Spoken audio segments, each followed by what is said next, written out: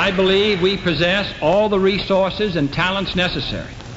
But the facts of the matter are that we have never made the national decisions or marshaled the national resources required for such leadership.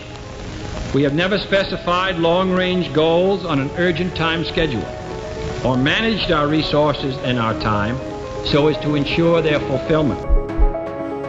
We choose to go to the moon in this decade and do the other things, not because they are easy, but because they are hard. 5, 4, 3, 2, 1, 0. All engine running. We have a liftoff. Liftoff on Apollo 11. 4 forward, drift into the right level. 30 seconds forward drift. Tranquility Base here. The Eagle has landed.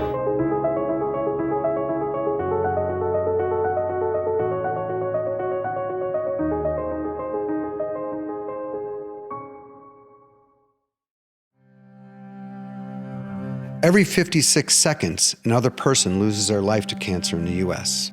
This year, over 1.7 million Americans will be attacked by cancer.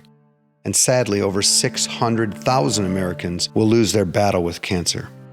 Every 2.2 years, more Americans die from cancer than have died in all the wars we've fought since the birth of our nation. This year, nearly 25% of all the deaths in our country will be caused by cancer. Tonight, over 15 million Americans battling cancer will go to bed wondering when or if cancer will be attacking them again.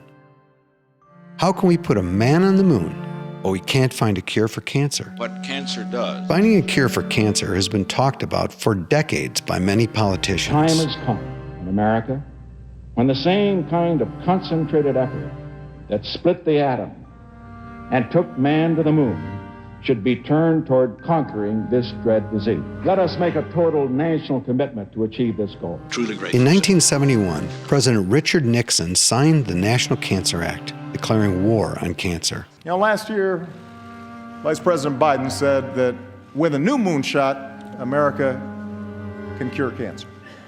Last month, he worked with this Congress to give scientists at the National Institutes of Health the strongest resources that they've had in over a decade. For the families that we can still save, let's make America the country that cures cancer once and for all. And in 2016, Congress passed the 21st Century Cures Act, authorizing funding for the cancer moonshot. These two national acts convey promises to the American people that our government would place the same efforts it took to get to the moon into finding a cure for cancer. However, the numbers just don't add up. The federal government spent the equivalent of $180 billion per year to send a man to the moon.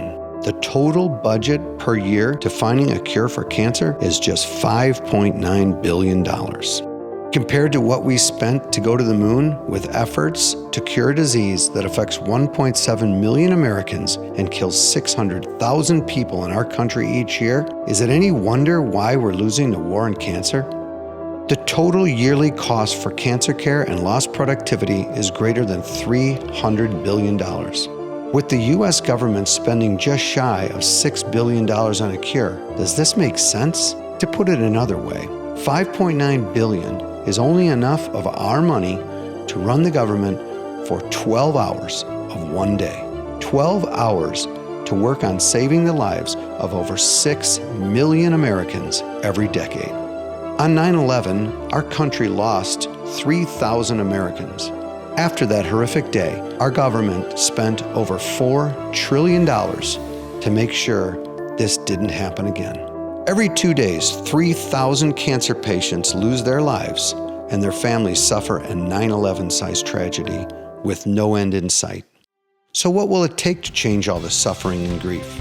How do we convince our government to fulfill their promise of a cure for cancer? How do we convince them to spend man-on-the-moon type money to find the cure? Sign our petition today. Share our content and our mission so we can continue to get the word out. Only we can convince our government to fulfill their promises.